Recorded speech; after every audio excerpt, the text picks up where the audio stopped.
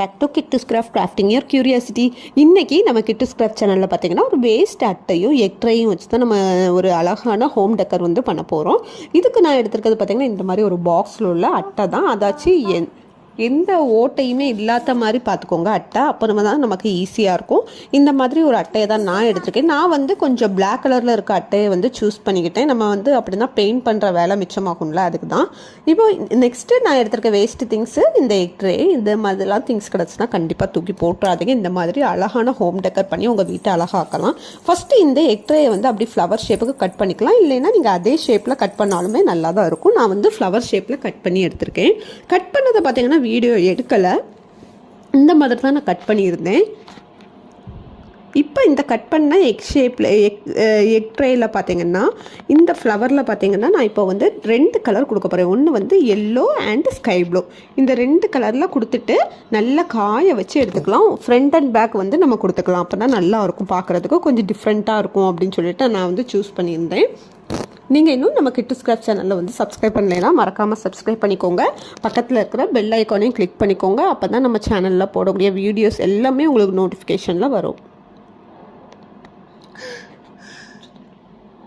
இப்போ நம்ம ஒரு பாக்ஸ் வச்சுருந்தோம். அந்த பாக்ஸை வந்து ரவுண்டாக கட் பண்ணி எடுத்துக்கலாம். கட் பண்ணிவிட்டு ஷேப்பாக அப்படி சைட்லலாம் கட் பண்ணி எடுத்துக்கோங்க. சென்டரில் பார்த்தீங்கன்னா இந்த மாதிரி லெட்டர்ஸ் இருந்துச்சு. அதையுமே பிளாக் கலர் ஆக்ரிலிக் பெயிண்ட் வச்சு நான் ஃபுல்லாகவே கவர் பண்ணி விட்டுட்டேன். நமக்கு ஏன்னா வந்து நடுஸில் கொஞ்சம் ஹோம் டெக்கர்னால கொஞ்சம் கோட்ஸ் வரும். அதனால் நமக்கு வந்து இது வந்து ஹைட் பண்ணியே ஆகணும். அதனால் கொஞ்சம் ஆக்ரிலிக் பெயிண்ட் வச்சு அதையுமே மறைச்சி விட்டுட்டேன். இது காய்ச்சதுக்கப்புறமா நமக்கு எந்த டிஃப்ரென்ஸுமே தெரியாது.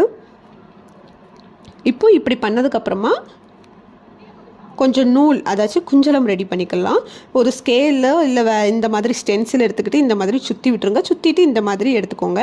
எடுத்துகிட்டு பார்த்திங்கன்னா நடுஸில் கொஞ்சம் நூல் எடுத்து கெட்டி விட்டு கீழேயுமே கொஞ்சம் கட் பண்ணி விட்டிங்கன்னா நம்மளோட குஞ்சலம் ரெடி ஆயிரும்.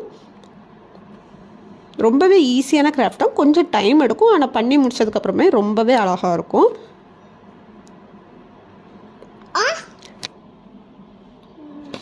இப்போ இந்த சைடில் வந்து கட் பண்ணி விட்டுருங்க. கட் பண்ணதுக்கப்புறமா பார்த்தீங்கன்னா நம்மளோட குஞ்சலம் வந்து ரெடி. இதே மாதிரி கொஞ்சம் ஒரு 6 இல்லை 7 வந்து கட் பண்ணி எடுத்துக்கலாம். அப்போ தான் நமக்கு வீடியோஸ்க்கு வந்து ஈஸியாக இருக்கும். நெக்ஸ்ட்டு பார்த்தீங்கன்னா நான் அந்த சர்க்கிளில் இந்த மாதிரி வேஸ்ட்டு தெர்மாக்கோல் என்கிட்ட கொஞ்சம் இருந்துச்சு. அதை சுற்றி விட்டு நான் வந்து டெக்கரேட் பண்ணி விட்டுட்டேன். அதுக்கு வெல்கம் டு அவர் ஹோம் அப்படின்னு சொல்லிட்டு கோட்ஸுமே அந்த நடுஸில் எழுதி விட்டுட்டேன். Sky blue colour, light sky blue வந்து கலர் இருந்துச்சு, அதை வச்சு எழுதி விட்டுட்டேன்.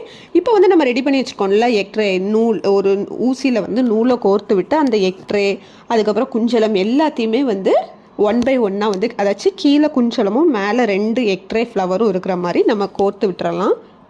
அவ்வளோந்தான். கோர்த்து விட்டுட்டு நம்ம அந்த சர்க்கிளில் ஒட்டி விட்டோம்னா நம்மளோட கிராஃப்ட் ரெடி. இந்த கிராஃப்ட் வந்து எனக்கு ரொம்பவே பிடிச்சிச்சு. இந்த உங்களுக்கு பிடிச்சிச்சா மறக்காமல் நம்ம கிட்டுஸ் கிராஃப்ட் சேனலுக்கு சப்போர்ட் பண்ணுங்கள். Bye bye. Back to Kittu's craft.